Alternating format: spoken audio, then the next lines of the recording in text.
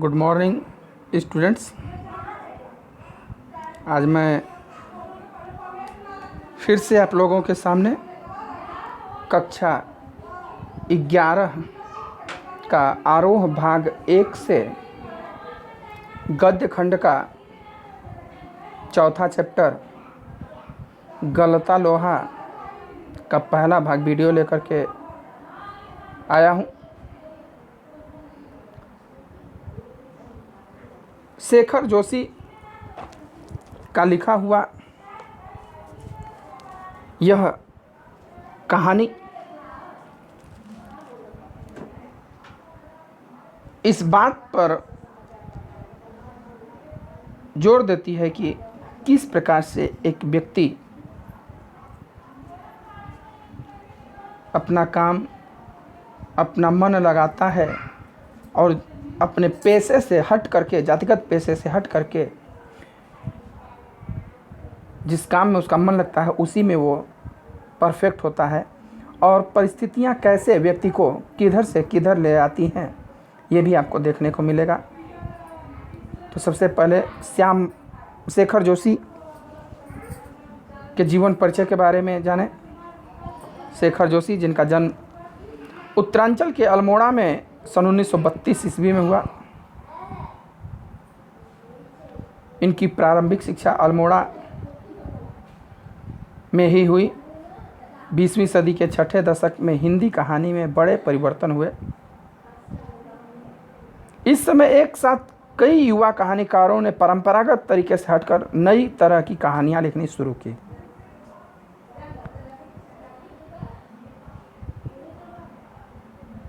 इस तरह कहानी की विधा साहित्य जगत के केंद्र में आ खड़ी हुई। देखिए, आधुनिक गद्य काल से यानी 1859 से पहले जो कि काव्य रचना ही सिर्फ होता था, जो भी होता था वो कविताओं के माध्यम से लिखा जाता था। आप चाहे देख लीजिए, चाहे रामायण हो, महाभारत हो, रामचरितमानस हो या गीता, सब काव्य खंड हैं। गद्य रचना उधर नहीं होती थी। नाटक, कहानी इत्यादि सब काव्य में लिखा जाता था। ये तो 1859 से गद्य खंड का विस्तृत रूप से आया। उससे पहले छोटे मोटे लिखे जाते थे, और सन 1960 के आसपास में बहुत कहानीकार आए। इस नए उठान को नई कहानी आंदोलन नाम दिया गया। इस आंदोलन में शेखर जोशी का स्थान अन्यतम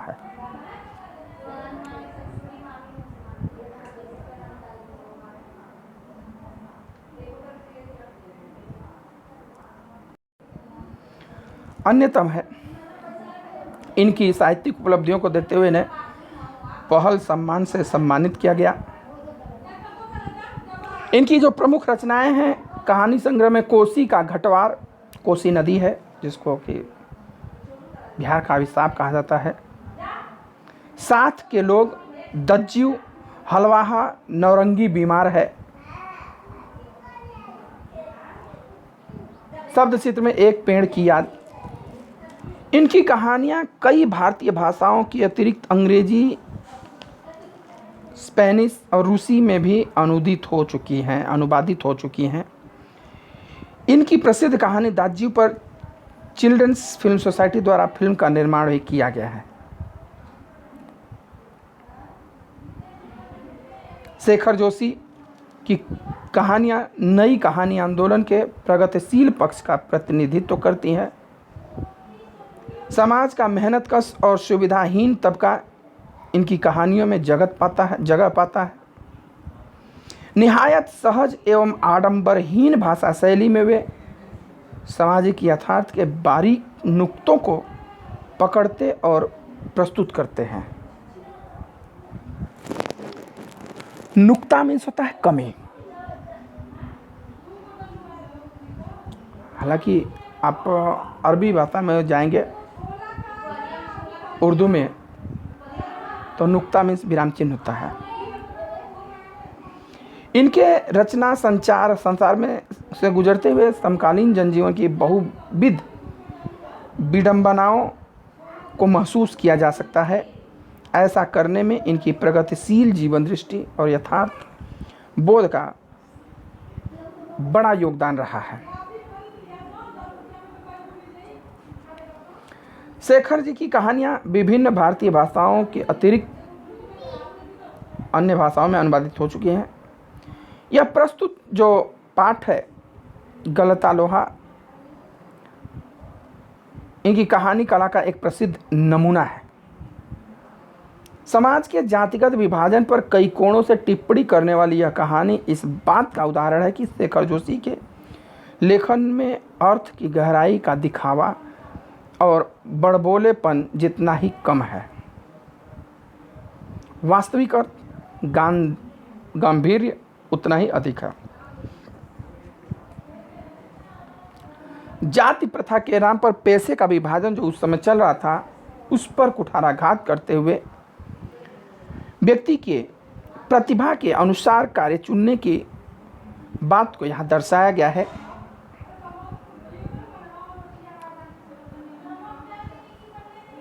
यहाँ लेखक की किसी मुखर टिप्पणी के बगैर ही पूरे पाठ से गुजरते हुए हम यह देख पाते हैं कि मेधावी किंतु निर्धन ब्राह्मण युवक मोहन किन परिस्थितियों के चलते उस मनोदशा तक पहुंचता है जहां उसके लिए जातीय अभिमान बेमानी हो जाती है।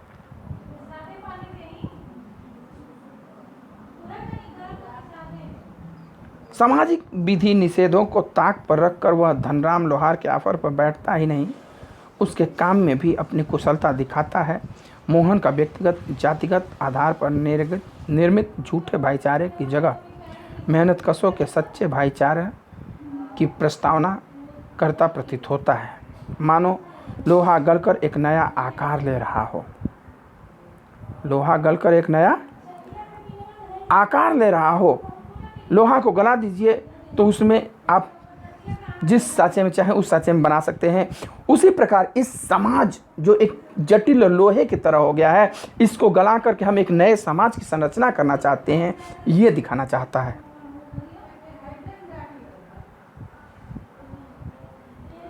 कहानी शुरू होती थी, मोहन के पैर अनायास ही शिल्पकार टोले की ओर मुड़ गए।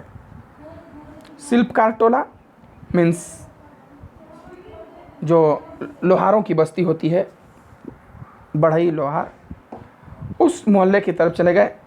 उसके मन के किसी कोने में शायद धनराम लोहार के ऑफर की वह अनगूंज शेष थी जिसे वह पिछले 3-4 दिनों के से दुकान की ओर जाते हुए दूर से सुनता रहा था।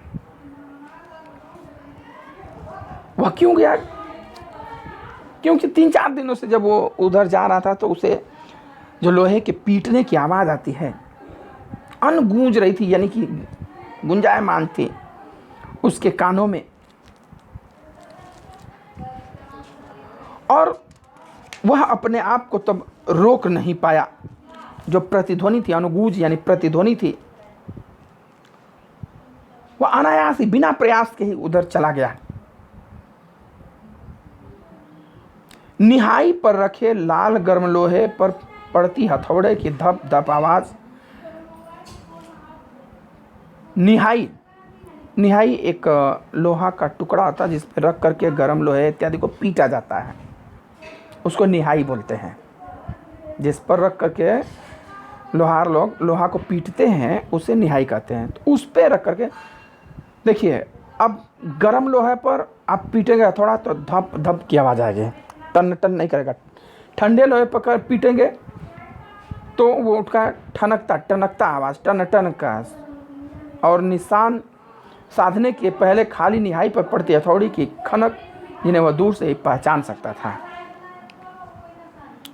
लोहार जो होता है, लोहे पर पहले निशाना लगाने से पहले वो जो निहाई होती है उस पर हथौड़ा 1-2 बार पहले साधता है, वो तो खन खन करता है, उसमें वो आवाज़ नहीं आती है जो कि ठंडा लोहा पर पीटने पर आती है।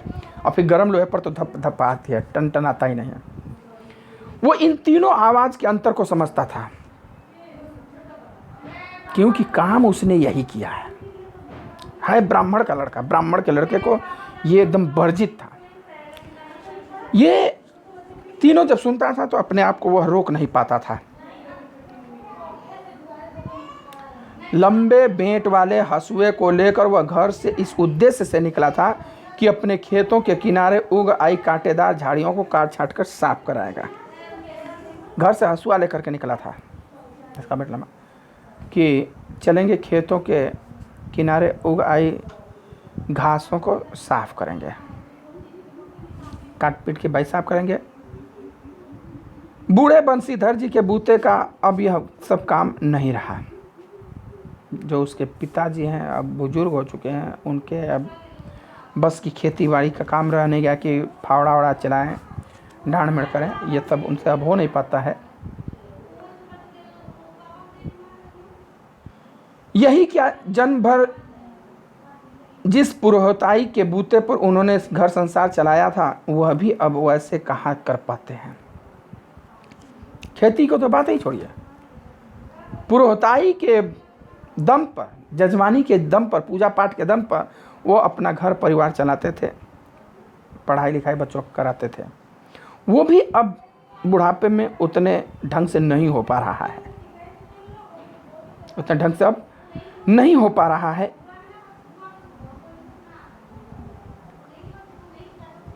यजमान लोग उनकी निष्ठा और संयम के कारण उन पर श्रद्धा रखते हैं।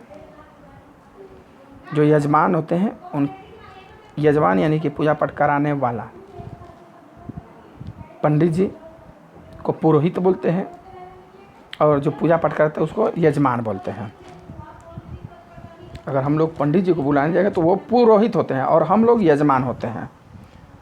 तो यजमान की निष्ठा, निष्ठा यानी लगन, उनके प्रति जो लगन है और संयम कि नहीं आएंगे पंडित जी तभी पूजा करवाएंगे, नहीं तो हम नहीं पर कराएंगे, दूसरे पंडित जी से नहीं करवाएंगे। कुछ लोग ऐसे होते हैं कि उनके जो पुरोहित पंडित जी होते हैं वही आएंगे तभी वो पूजा पाठ करवाएंगे, नहीं तो नहीं करवाएंगे।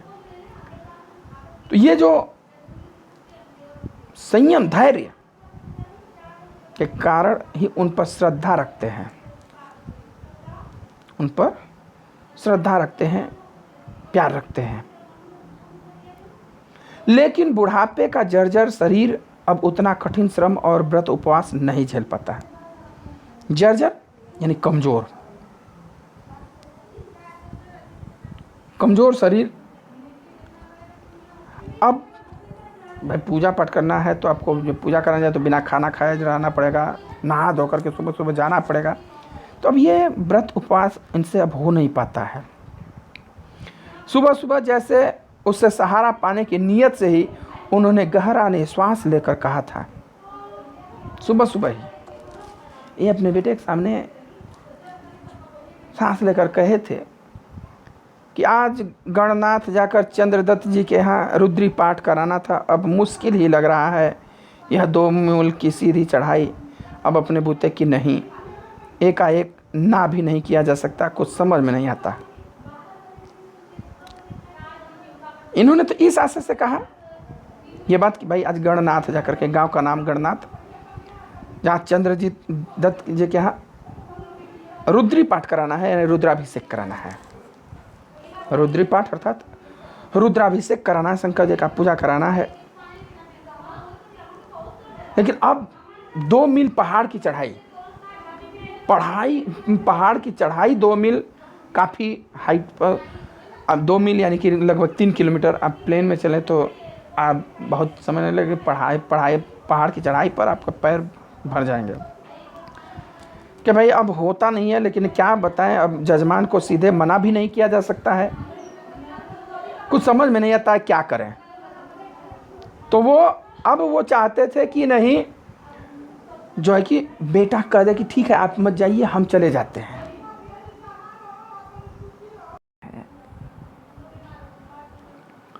मोहन उनकी बात न समझता, ऐसा बात नहीं था। वो जानता था कि ये किस लिए क्या कह रहे हैं। ये सोच रहे हैं कि ये जाए और पूजा पाठ कराए या कोई उपाय बताए। लेकिन वो पिताजी की बातों को सुनकर उनका भार हल्का करने का कोई सुझाव नहीं दिया। जैसे हवा में बात कह दी गई थी और वैसे ही अनुत्तरित रह गई। देखिए, ये बात स्पष्ट है कि जब आप किसी को कोई बात कहते हैं, अगर अकेला कोई व्यक्ति है तो भी वो लोग कुछ कहते हैं। मानो कि हवा में बात कर रखे, जैसे अरे आज बाजार जाते तो काम हो जाता, ऐसे कहते हैं, आज बाजार जाते तो काम हो जाता। तो जो व्यक्ति खड़ा है वो भी अनसुना कर देगा कि लग रहा कोई जरूरी नहीं है। अगर 2-3 व्यक्ति हैं उस समय कहते कि आज बाजार जाते तो हो जाता, तो कोई उसमें आपका जवाब नहीं देगा, यस या नो का कोई रिस्पांस नहीं मिलेगा। लेकिन अगर किसी एक व्यक्ति का नाम लेकर के फलाने आज बाजार चले जाओ, ये काम करना है, तो आपको जरूर उसका रिस्पांस मिलेगा। वो या तो करेगा या तो नहीं करेगा, तो तुरंत बता देगा कि नहीं मुझे नहीं जाना है, या ठीक है मैं चला जाता हूँ। लेकिन जहाँ 2 या 3 या 4 व्यक्ति हों, वहाँ पर आप अगर कोई सामूहिक रूप से बात कर दें किसी का नाम लिए बगैर, तो शायद ही काम पूरा हो पाएगा। जो जिम्मेदार अगर उसमें से एक आध होंगे तो वो तो पूरा कर देंगे, और नहीं तो गैर जिम्मेदार जो होंगे वो नहीं है पूरा करेंगे, ये फिक्स है। अब वह पिता की भार हल्का करने के लिए खेतों की ओर चला था। भाई सोचा कि चलिए खेती गृहस्थी का काम पिताजी का ही था, इनका मेड़बंदी वगैरह कर दें तो इनका काम हल्का हो जाएगा आगे के फसल के लिए। हसुआ लेकर के चला, लेकिन हसुआ पर हाथ फेरा तो देखा कि उसकी धार कुंद हो चुकी थी, यानी धारहीन हो चुकी थी, मोटी हो चुकी थी, उसे घास काटा नहीं जा सकता था इतना मोटा। अगर धार कुंद है तो बल ज़्यादा लगता है, धार तेज है तो बल कम लगता है, ये जान जाइए।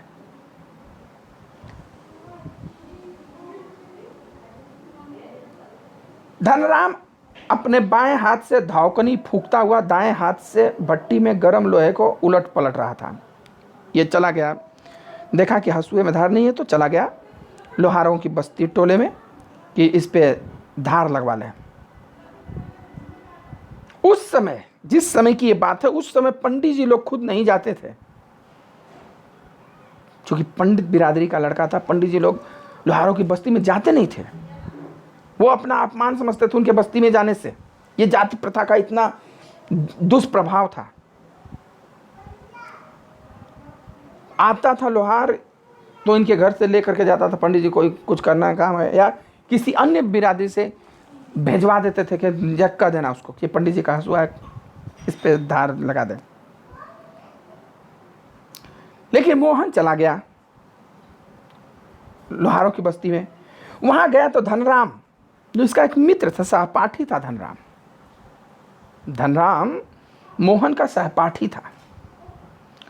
वो बाएं हाथ से धावकनी यानी कि हवा डुलाने का काम, भाती जिसको बोलते हैं, लोहारों की बस्ती में देखेंगे एक बड़ा लेदर का थैला जैसा होता है, उसको हाथ से चलाते हैं ऊपर नीचे, वो हवा फेंकता है। अब तो पंखा आ गया है, अब तो इलेक्ट्रिक का आ गया है, नहीं तो पहले वही लेदर का चमड़े का थैले का बनता था। एक हाथ से वो चला रहा है, एक हाथ से दाहिने हाथ से लोहा उलट पलट करके गर्म कर रहा है।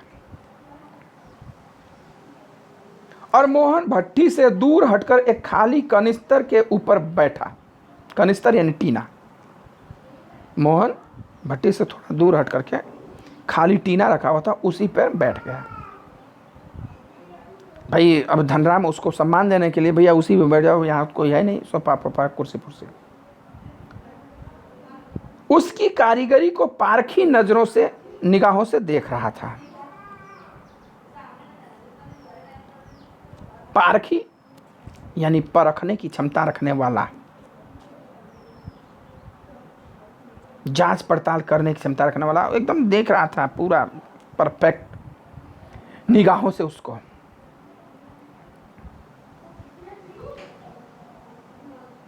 मास्टर त्रिलोक सिंह तो अब गुजर गए होंगे, मोहन ने पूछा। दोनों सहपाठी थे कैंप पे। अब यह बाहर जाके लखनऊ पढ़ने लगा था, मोहन धनराम अपने पुस्तैनी काम में लग गया। तो अब बात चीज का सोचना कि शुरू किया कि मास्टर त्रिलोक तो अब गुजर गए होंगे। मोहन शुरू किया, वे दोनों अब अपने बचपन की दुनिया में लौट आए थे। स्कूल की पढ़ाई, जो 5वीं तक की पढ़ाई थी,